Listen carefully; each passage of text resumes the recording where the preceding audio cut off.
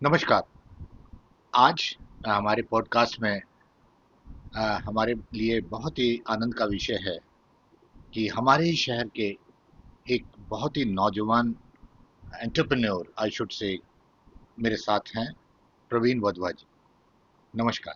मैं उनको boy of the city के नाम से कहता हूं और उनका एक बेसिकली एक वेंचर जिसे हम कहते हैं कि पेमेंट, आजकल तो डिजिटल का ज़माना है प्रवीण जी, और उसमें पेमेंट ट्रांजैक्शन का एक मॉडल उन्होंने पैन इंडिया दिया, जिसको पे बिंगो के नाम से वो प्रोडक्ट बड़ा मशहूर हुआ। और आजकल एक पेमेंट ट्रांजैक्शन करने का एक टूल वो बन के हमारे बीच में, आप बहुत तरह के टूल देख पाते हैं, गूगल पे है और यूपीआई के और बहुत सिस्टम है। This is one of the tools and he created this tool. Right now he is pursuing his law because law is very important. I think इस तरह के ट्रांजेक्शन्स के लिए बहुत ज़रूरी है। और वो इस इंडस्ट्री में ऑलमोस्ट अराउंड 2009 में उन्होंने अपना एक कैरियर जिसे कह सकते हैं कि के मोबाइल स्टोर क्रिएट किया और वो रिचार्जिंग वगैरह से वो एंटर हुए थे। पर destiny has taken him to this thing 2015 में उन्होंने इस पे बिंगो को इनकॉर्पोरेट किया and started in 2016 what I feel like. तो I think what I feel कि प्रवीण जी, क्योंकि एक ऐसी विधा कि आज के दिन कंट्री एक बहुत बड़े ट्रांजैक्शन जो डिजिटली कर रही है, उसके एक टूल के रूप में और आपका एक पॉपुलर टूल के रूप में, और एज ए यंग एंटरप्रेन्योर आप हमारे हमारे शहर में हैं, हम सभी के लिए बहुत, हम आपके बारे में प्रवीण जी थोड़ा और जानना चाहते हैं। आप थोड़ा अपने बारे में बताइए। नमस्कार सौरभ जी। सबसे पहले thank you to invite me over here. और मैं आपके पॉडकास्ट का पहले ही बहुत बड़ा फ़ैन हूँ। सौरभ जी, 2009 में हम लोगों ने मोबाइल रिचार्ज से इस सिस्टम के अंदर एंटर करना शुरू किया, जहाँ पे प्रॉब्लम्स देखी कि एक दुकानदार को रिचार्ज करने के लिए मल्टीपल सॉल्यूशंस रखने पड़ते थे अपने पास।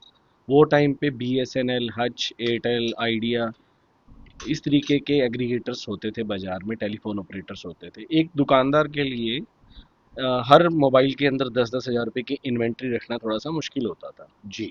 मूविंग ऑन, हम लोगों ने एक सोल्यूशन को अंडरस्टैंड किया जहाँ पे एक सिंगल प्लेटफॉर्म से सभी कंपनीज के रिचार्ज हो जाते थे। तो इस तरीके की कंपनीज के पीछे लगे, इसके हम रिटेलर बने, डिस्ट्रीब्यूटर बने, फिर इसी तरीके की कंपनी के अंदर जॉब किया। और ये इंडस्ट्री धीरे धीरे धीरे फाइनेंशियल इंक्लूजन के अंदर कन्वर्ट हुई। जिस तरीके से हम पास्ट में देखते हैं कि जिन लोगों के पीसीओस थे वो सभी लोग मोबाइल ऑपरेटर्स बन गए लेटर ऑन स्टेजेस पे। कोई मोबाइल बेच रहा है, हम्म। कोई मोबाइल की एक्सेसरीज बेच रहा है, कोई कनेक्शंस बेच रहा है। तो इसी तरीके से इंडस्ट्री के अंदर जो रिटेलर्स थे उनका भी सेग्रीगेशन हुआ, और कुछ फाइनेंशियल इंक्लूजन के अंदर चले गए, जी। कुछ मोबाइल में कन्वर्ट हो गए। तो हम लोग फाइनेंशियल इंक्लूजन की साइड चले गए। और मूविंग फॉरवर्ड 2016 में हम लोगों ने इस कंपनी को स्टार्ट कर दिया था, ऑपरेशन स्टार्ट कर दिए थे। जी। और आज हम लोग लगभग लगभग 1,35,000 रिटेलर्स को कैटर करते हैं। 8,000 से ऊपर हमारे डिस्ट्रीब्यूटर्स तो हैं। ये क्या बी टू बी कंपनी के रूप में उभर के आई क्या? जी, जी, जी। हम्म। जो facilities as a Paytm customer को अपने प्रोवाइड कराता है, वो B2C की कैटेगरी में आती जी हैं। बिल्कुल। और हम लोग वही फैसिलिटीज़ को जी। B2B के अंदर जी। माइग्रेंट लोगों को या अंडर सर्व्ड लोगों को, हम उनको फाइनेंशियल सर्विसेज प्रोवाइड कराते हैं। जी। जैसे मोटा मोटा सा अगर मैं एग्जांपल करूं, हम हरियाणा में बैठे हैं, यहाँ पे धान के लिए और गेहूं के लिए बाहर से, यूपी से, बिहार से मजदूर आते हैं। इन लोगों को जो पैसा मिलता है जमींदार से वो कैश में मिलता है। ये पैसा इनको अपने गांव में भेजने के लिए ये जिन दुकानों पे जाकर जी। उस पैसे को रेमिट कराते हैं अपने जी। बैंक अकाउंट्स के अंदर, जी। तो ये हम लोगों के थ्रू उस पैसे को भेजते हैं, जिसको बोला जाता है डोमेस्टिक मनी रेमिटेंस। अच्छा। और जब गांव में ये पैसा पहुंच जाता है, हम्म। वहां पे अंगूठा लगाकर जी। इनकी फैमिली के लोग जिनके नाम से वो बैंक अकाउंट रजिस्टर्ड रहते हैं, वो दूसरे जगह पे इस पैसे को निकाल सकते हैं यूजिंग AEPS सर्विसेज, आधार एनेबल्ड पेमेंट सिस्टम। अच्छा। तो हम कैश इन और कैश आउट इन दोनों का ही काम करते हैं। और दोनों का काम करने के लिए हमारा रिटेलर इन कस्टमर्स को हेल्प करता है। जी मैं समझ गया इस बात को। तो इसका मतलब मेरा सवाल यहाँ से निकल के आता है, क्या इस तरह के डिजिटल पेमेंट से आपको लगता है कि पैन इंडिया का एक ट्रांसफॉर्मेशन हो रहा है पेमेंट सिस्टम के अंदर? और ख़ास तौर पे आज के दिन रूरल इंडिया इस पैसे को किस तरीके से हैंडल कर पाया है, और आपने इसकी, जिसे कहते हैं ना कि ओरिएंटेशन, किस तरह से आप कर पाते हैं? थोड़ा उसके बारे में मेरा जानने का जी इंटरेस्ट। जी। देखिए सौरभ जी, इसमें दो चीज़ें हैं। हम जब इंडिया के मैप के सेंटर में एक लाइन लगा देते हैं, तो एक कॉरिडोर ऐसा है जहां से लेबर आती है दूसरे कॉरिडोर में काम करने के लिए। जी। तो जो कॉरिडोर है जहां से लेबर निकल के आती है, वहां पर जो एटीएम्स की कनेक्टिविटी है जी। वो कंपैरेटिवली लो है। अच्छा। बैंक्स की कनेक्टिविटी कंपैरेटिवली लो है। जी। क्योंकि अगर हम उत्तराखंड की बात करते हैं फॉर एग्जांपल के लिए, या बिहार, झारखंड, उड़ीसा की बात करते हैं, तो जब आप इंटीरियर्स में जाते हैं, डीप इंटीरियर्स में, जी। 25-25, 30-30 किलोमीटर के अंदर भी जी। कोई आपको एटीएम टच पॉइंट नहीं मिलता, कोई बैंक्स अच्छा। नहीं मिलते। अच्छा। तो जब प्रधानमंत्री जनधन योजना का पैसा या कोई भी डीबीटी की स्कीम्स के थ्रू पैसा रेमिट होता है, जी। उस समय पे ये लोग उस पैसे को, हमारे जो कार्यकर्ता होते हैं, जो हमारे रिटेलर्स होते हैं, जी। कोविड के टाइम पे भी हमारे लोगों ने कुछ ऐसा काम किया था कि डोर टू डोर जाकर सप्लाई दी थी फाइनेंशियल सर्विसेज की। जी। तो जहाँ पर वेलोसिटी नहीं है एटीएम टच पॉइंट्स की, वहाँ पे हम लोगों के जो रिटेलर्स हैं वो रिक्रूट किए जाते हैं ब्लॉक लेवल पे। जी। और वो लोग अंडर सर्व्ड लोगों को, जिनके पास बैंक जाने का सिस्टम नहीं है, एक 75 साल के बुजुर्ग हैं हम्म। जिनका एक बेटा है जो कि दिल्ली में कहीं पे काम करता है, ठीक।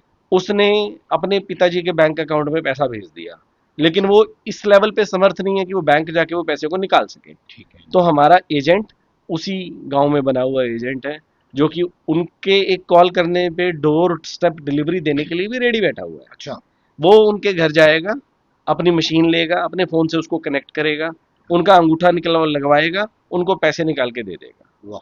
सो क्या वी बात। Are into this space for lovely. The AEPS. नहीं नहीं, ऑब्वियसली मुझे ऐसा लगता है कि ये तो खास तौर पे मुझे ऐसा लग रहा है कि जो दूर दराज के फार्मर्स हैं, और हमारी आजकल क्योंकि एक विमेन एंटरप्रेन्योर्स का एक बहुत बड़ी फ्लीट इस देश में निकल के आ रही है, और एनजीओज के रूप में, और वो काम कर रही हैं, छोटे छोटे गांवों में वो काम करती हैं, उनके प्रोडक्ट्स मार्केट में आ रहे हैं। तो उनका जो पेमेंट सिस्टम है, अगर इस तरीके से वो पेमेंट क्योंकि बी टू बी है, तो मुझे ऐसा लगता है कि this can be an easy tool, और लोग इस तरीके से काम को कर पा रहे हैं।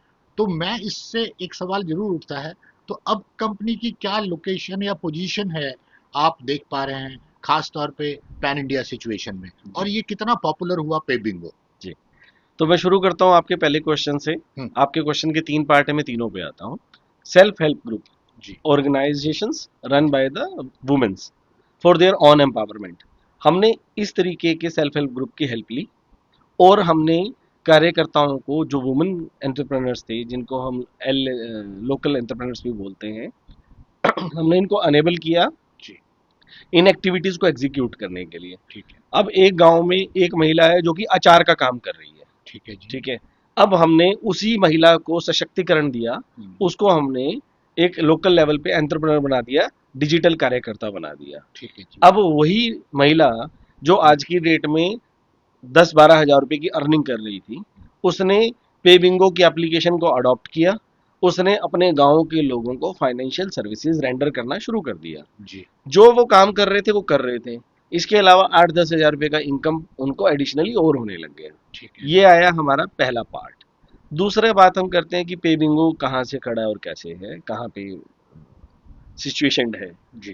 तो मुझे बताते हुए बहुत खुशी होती है कि हमारे नॉर्थ एरिया में हम इकलौती ऐसी कंपनी है जो कि इंडिकॉन्स है, ओके। और ओके। लगातार 2 साल से हैं। वाह। क्या बात। तो टाइटन कैपिटल ने एक अपना इंडिपेंडेंट सर्वेज किए, जिसके अंदर फर्स्ट ईयर में उन्होंने 187 कंपनीज को शॉर्टलिस्ट किया। जी। ये वो कंपनीज हैं जिनका जो रिवेन्यू है वो 100 करोड़ प्लस है, अच्छा। और वो प्रॉफिटेबल हैं। उनकी एज 15 साल से ज़्यादा नहीं होनी चाहिए। ठीक बात। तो लगातार दूसरे साल हम इसके अंदर आए हुए हैं। बहुत और अच्छी। रिवेन्यू वाइज अगर हम लोग बात करते हैं, ठीक। तो सौरभ जी, मुझे बताते हुए फिर बहुत खुशी हो रही है कि हमारे शहर के टॉप जो टैक्स पेयर्स हैं जी। उनमें हमारा नाम आता है। क्या बात, बहुत बढ़िया, बहुत बढ़िया। मैं इस बात को बिल्कुल समझ पा रहा था, क्योंकि मेरी बहुत लोगों से इस बारे में बातचीत हो रही थी और उन्हें लगा कि एक छोटे से शहर से इतनी बड़ी कंपनी और वो पैन इंडिया उसकी प्रेजेंस होना। पर इसी के साथ साथ प्रवीण जी, मेरा एक बहुत बड़ा कंसर्न भी शुरू हो जाता है कि जिस हिसाब से साइबर फ्रॉड्स आजकल मार्केट में हैं, और ख़ास तौर पे आप उस तबके को फीड कर रहे हैं जो कि बहुत ज़्यादा लर्नेड भी नहीं है, वो उसको लाभ तो बहुत हो रहा है, तो उनकी सिक्योरिटीज़ का कैसे आप ध्यान रखते हैं, थोड़ा उसके बारे में भी जी बता। जी। देखिए, जब भी हम लोग आधार से पैसा निकालने की बात करते हैं, तब यहाँ पर यूआईडीआई का बहुत बड़ा रोल होता है। तो यूआईडीआई ने अपने पिछले बुरे एक्सपीरियंस को अंडरस्टैंड करते हुए अपनी मशीन्स को लाइवलीनेस पे लेके आए। बीच में कुछ गड़बड़ जरूर हुई थी, साइबर सिक्योरिटीज को लेकर लोगों के अकाउंट से पैसा निकला था आधार सिस्टम से। लेकिन ये जो माइग्रेंट लेबर है ना, इनके अकाउंट्स में पैसा नहीं पार्क होता सर। अच्छा। वो पैसा आपके और मेरे जैसे लोगों के अकाउंट से निकला था, क्लोनिंग करके। वो बिल्कुल ऑल टुगेदर एक डिफरेंट स्टोरी थी। ठीक। ठीक है। लेकिन आधार के जो लोग हैं, यूआईडीआई के जो लोग हैं, वो प्रशंसा के पात्र हैं कि उनको जैसे ही इन प्रॉब्लम्स के बारे में पता चला, जी। उन्होंने अपनी डिवाइसेस के अंदर लाइवलीनेस का एक फीचर ऐड ऑन किया कि अब आपका अंगूठा रियल टाइम में लग रहा है या कैप्चर्ड है। तो उस तरीके से इन्होंने पूरा का पूरा चीज़ों को टर्न अराउंड किया। और अच्छा। अगर आज की डेट में मैं बात करता हूँ, तो जो आधार के अंदर, आधार पेमेंट्स के अंदर साइबर क्राइम का रेशो 8 7 8% तक पहुंच गया था। जी जी जी। That has been reduce to 1% on. अच्छा, वेरी गुड वेरी गुड, ये तो बहुत बढ़िया बात है, ये तो आपने बहुत अच्छी खबर लोगों के लिए भी दी होगी। और मैं समझता हूँ कि इससे, क्योंकि एक ये कंसर्न बन जाता है, तो कारण क्या है, ट्रांजैक्शन है और वो बहुत हार्ड अर्न्ड मनी है, और अगर वो इस तरह से साइफन ऑफ हो जाए तो बड़ा दिक्कत वाली बात आती है। जी। अब मेरा सवाल चला जाता है प्रवीण जी आपसे, कि ये जो बैंक फिनटेक के तहत आती हैं कंपनीज, वो ट्रांजैक्शन की आपने एक तरफ तो बताया कि आप सेफ्टी कर ही रहे हैं, जी उनका डाटा सेफ कैसे होता है, या डाटा सेफ्टी पे आपका कैसे काम होता है, उसके बारे में थोड़ा हम जानना जी। चाहेंगे। सर, हमारे पास जो भी डाटा आता है, ये फुल इंक्रिप्शन फॉर्म में आता है और इसको हम कहीं पे भी स्टोर नहीं करते हैं। जी। तो जो स्टोरेज रहता है, वो इंक्रिप्शन मॉडल के अंदर सिर्फ और सिर्फ सर्वर के पास रहता है, बैंक के पास रहता है। ठीक as a B to B operator, as a financial technology provider, हम लोग हमारे पास किसी भी तरीके का डाटा स्टोर नहीं करते। ठीक है। तो कस्टमर का डाटा हमेशा सेफ रहता है, बैंक के पास रहता है, एज पर नॉर्म्स जो यूआईडीआई डिफाइन करता है, एनपीसीआई डिफाइन करता है, जी। अकॉर्डिंगली रहता है सर वो डाटा। अच्छा, ये बात बड़ी बढ़िया। अब मैं जानना चाहता हूँ कि साहब, जिस तरीके से एआई का रोल अब आ रहा है, और खास तौर पे ब्लॉकचेन का, मुझे पता नहीं, मैं तो समझता हूँ कि वो भी एक वो रहा है, अपना सिस्टम रहा है, तो नेक्स्ट फेज में आप डिजिटल पेमेंट्स को कहाँ देख पा रहे हैं, जबकि AI has become a very big tool. Sir, AIP is extending help ठीक है। एक्चुअली। ठीक है जी। एआई से कोई खतरा नहीं है। एआई हमारी जो फैसिलिटीज़ हैं, जो आपको मिलने वाली फैसिलिटीज़ हैं, उनकी एक्सटेंशन में एक पार्ट प्ले करने वाला है। आज आपके पास आपका फ़ोन एक लिमिटेड जानकारी आपको देता है, जी। जबकि एआई उसी डेटा को additionally over the internet available data से क्लब इन करके अच्छा। आपको एडिशनल जानकारी देता है। अच्छा। आज की डेट में एक 10वीं क्लास का बच्चा हम्म, एक बहुत अच्छी ईमेल ऐसे ड्राफ्ट कर सकता है हम्म, जैसे किसी प्रोफेशनल ने ड्राफ्ट कर रखी हो। जी। और ये सबके पीछे सिर्फ एआई और कुछ भी नहीं है। बिल्कुल ठीक बात। मैं ये समझ पा रहा हूँ, इसमें तो कोई दो राय नहीं है कि भाई, पर इससे कहीं ना कहीं मुझे ऐसा भी लगने लगा है कि आपकी जो क्रिएटिविटी थी, आपकी जो मेंटल स्ट्रेंथ थी, वो कहीं ना कहीं, हो सकता है कि tool is very good, I don't know how far you are using it, पर ये आपको आसान तो कर रहा है, पर कहीं ना कहीं आपकी मेंटल स्ट्रेंथ को थोड़ा सा कम भी कर रहा है, आपकी क्रिएटिविटी को कम कर रहा है, बट वो हमारा सवाल आज का वहाँ नहीं है। पर मैं ये भी, अच्छा, मैं प्रवीण जी ये भी जानना चाहता हूँ कि पे बिंगो सोसाइटी में किस तरीके से अपने आप को देख पाती है, क्योंकि कंपनी आपकी ग्रो कर रही है, सोसाइटी आपसे डिमांड भी करती है, बिल्कुल। तो आप सोसाइटी के लिए किस तरह से काम कर पाते हैं, थोड़ा सा वो अगर ये कंपनी के बारे में बता सके तो हमें जी अच्छा जी। सौरभ जी, इसके अंदर दो अलग अलग पैरामीटर्स हैं। लगे। जी। जब हम लोगों ने इस कंपनी को शुरू किया था, तब प्लान ऐसा भी हो सकता था कि ये कंपनी कुरुक्षेत्र में ना होके दिल्ली या बॉम्बे भी हो सकती थी। बिल्कुल। क्योंकि जब ये कंपनी शुरू करी तो मैं दिल्ली में ही रह रहा था। मैं तो कुरुक्षेत्र बाद में रीलोकेट किया मैंने। ठीक है। तो जब कंपनी कुरुक्षेत्र में होगी तो कुरुक्षेत्र हमारे पास जितना भी सरप्लस फंड्स रहते हैं वो हमारे बैंक्स के अंदर रहते हैं, वो बैंक्स कुरुक्षेत्र के ही होते हैं। जी। तो उस तरीके से शहर को थोड़ा सा अलग तरीके से बूस्ट मिलता है, बैंकिंग को बूस्ट मिलता है। आज की डेट में मेरे पास जो कुरुक्षेत्र के अंदर एम्प्लॉय स्ट्रेंथ है ये 60 लोग हैं। ठीक है जी। 60 लोगों को, 60 लोकल रूल कुरुक्षेत्र के बच्चों को हमने ग्रूम किया है, जो आज हमारे पास काम कर रही है। इस लेवल पे ग्रूमिंग हो रही है सर कि आज ये बच्चे अगर बाहर जाके अपना करियर कहीं पे भी बनाना चाहते हैं, जी। फिनटेक के अंदर किसी भी बड़ी से बड़ी कंपनीज के अंदर जाना चाहे तो इनको बहुत आसानी से जॉब मिल जाएगी। जी। ऑब्जेक्टिव बहुत क्लियर था सर कि हम कुरुक्षेत्र के अंदर रहकर यहाँ के लोगों को रोजगार प्रोवाइड करें। ठीक है। ये तो हो गया एक विन विन सिचुएशन क्रिएट करना। अपने लिए भी हमने खुद के लिए टैलेंट को क्रिएट किया। Now we are utilising that talent. बिल्कुल। सेकंड थिंग इज कि अब जो बच्चे कॉलेज पास आउट हो रहे हैं, जैसे अगर मैं बात करता हूँ और प्रोफेसर साहब की भी बात करूँ, अगर मैं सोमनाथ सचदेवा सर की, तो उन्होंने मुझे बुलाया और डिस्कशन किया। अच्छा। और उसके बाद हम लोगों ने कुरुक्षेत्र के एमबीए के बच्चों को अपने यहाँ पे इंटर्नशिप देनी स्टार्ट की। बहुत अच्छी बात। और उनमें से जो बच्चे अच्छे निकल रहेंगे, जो आगे तक चलेंगे, we will provide them job as well. अच्छा, वेरी गुड। ठीक है। और अपना जितना भी नॉलेज है इसका एक्सटेंशन हम लोग करते रहते हैं सेल्फ हेल्प ग्रुप के थ्रू। स्वावलंबी भारत अभियान के साथ भी हम लोग जुड़े हुए हैं, जहाँ पे अच्छा। हम लोग लोकल लेवल पे एंटरप्रेन्योर्स को क्रिएट कर रहे हैं, ठीक बात। ताकि जो समाज ने हमें कुछ भी दिया है हम उससे, सॉरी, हाँ, तो जो समाज ने हमें दिया है तो समाज को भी हम कुछ दें। कुछ बच्चे हैं जिनकी पढ़ाई में हम लोग योगदान देते हैं, और कुछ बच्चे ऐसे हैं जिनको हम इंटर्नशिप देते हैं। जी। कुछ बच्चे ऐसे हैं जिनको हम ऑफ द रिकॉर्ड भी हेल्प करते रहते हैं। बिल्कुल। नहीं, मैं बहुत अच्छी बात है, ये सुन के मुझे बड़ा अच्छा लगता है कि वो कंपनीज जो उस एरिया से डेवलप करती हैं उस सोसाइटी में वो अपने आप को दोबारा से रिलोकेट करके उनकी कंट्रीब्यूशन भी आती है। और बहुत अच्छा लग रहा है कि आप इस तरह के इनिशिएटिव्स को आप ले रहे हैं। मुझे हाल फिलहाल ये भी पता लगा प्रवीण जी कि भी शायद आप अभी एक फिनटेक ग्लोबल कॉन्फ्रेंस में थे, जहां मेरे ख्याल से प्रधानमंत्री मोदी जी का भी आगमन हुआ और साथ साथ हमारे यूके के प्राइम मिनिस्टर स्ट्रेमर भी उसी कार्यक्रम में रहे और आपने वो कॉन्फ्रेंस अटेंड कर रहे हैं। थोड़ा बहुत उसके बारे में भी अगर आप हमें जानकारी दे तो हमें अच्छा लगा। ये बात मुझे आपसे बात करते हुए ही पता लगी और जी बड़ा अच्छा लगा। जी। देखिए सर, पिछले 5 साल से ग्लोबल फिनटेक फेस्टिवल के नाम से एक इवेंट ऑर्गेनाइज किया जाता है, जिसको हम लोग बोलते हैं कि वर्ल्ड का सबसे बड़ा फिनटेक फेस्टिवल होता है। जियो वर्ल्ड सेंटर के अंदर इसको ऑर्गेनाइज किया जाता है, और सभी देशों से यहाँ पर जितने भी पेमेंट एंथुसिस्ट हैं वो सब लोग यहाँ पर पहुँचते हैं। इस बारी अगर मैं बात करता हूँ तो लगभग लगभग 2 लाख लोग ग्लोबल फिनटेक फेस्ट का पार्ट थे। यहाँ पर जितनी भी कंपनीज अपने लिए कोई स्टार्टअप है, और वो एआई में या फिनटेक में या किसी भी ऐसे डिजिटल स्पेस के अंदर कोई भी ऐसी एक्टिविटी कर रही हैं, वो अपनी शोकेस करते हैं अपने प्रोडक्ट्स का। यहाँ पर हर प्रकार के लोग विजिट करने के लिए जाते हैं जो कि पेमेंट से जुड़े हुए लोग होते हैं। कुछ लोग जाते हैं कि अभी नया क्या आ रहा है हम उसको सीखें। कुछ लोग जाते हैं ये समझने के लिए कि जो हमारे पास है उसके अलावा और क्या किया जा सकता है। और कुछ लोग हमारे जैसे जाते हैं कि जो समझना चाहते हैं कि जो हम कर रहे हैं वो तो ठीक है, इसके अंदर और फर्दर स्कोप ऑफ इम्प्रोवाइजेशन क्या है।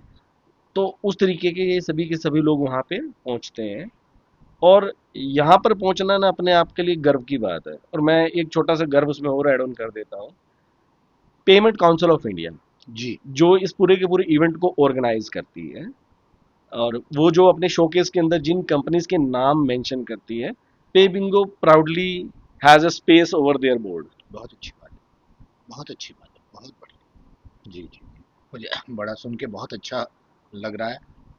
और खास तौर पे ये कुछ ऑर्गेनाइजेशन है जो इसके अंदर कोई मतलब इसको मतलब कंटिन्यूटी में रखती है, या जैसे इसका कोई ब्रेकअप है या जी मतलब। जी जी जी। देखिए सर, ये पूरा का पूरा जो जीएफएफ होता है हम्म।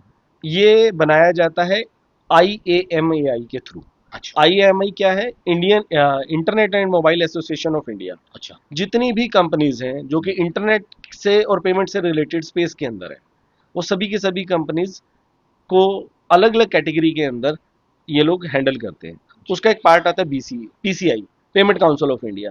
पेमेंट काउंसिल ऑफ इंडिया के अंदर हमारे जैसे लोगों की एंट्रीज होती है। और इसके अंदर भी मल्टीपल ग्रुप्स आ जाते हैं फर्दर।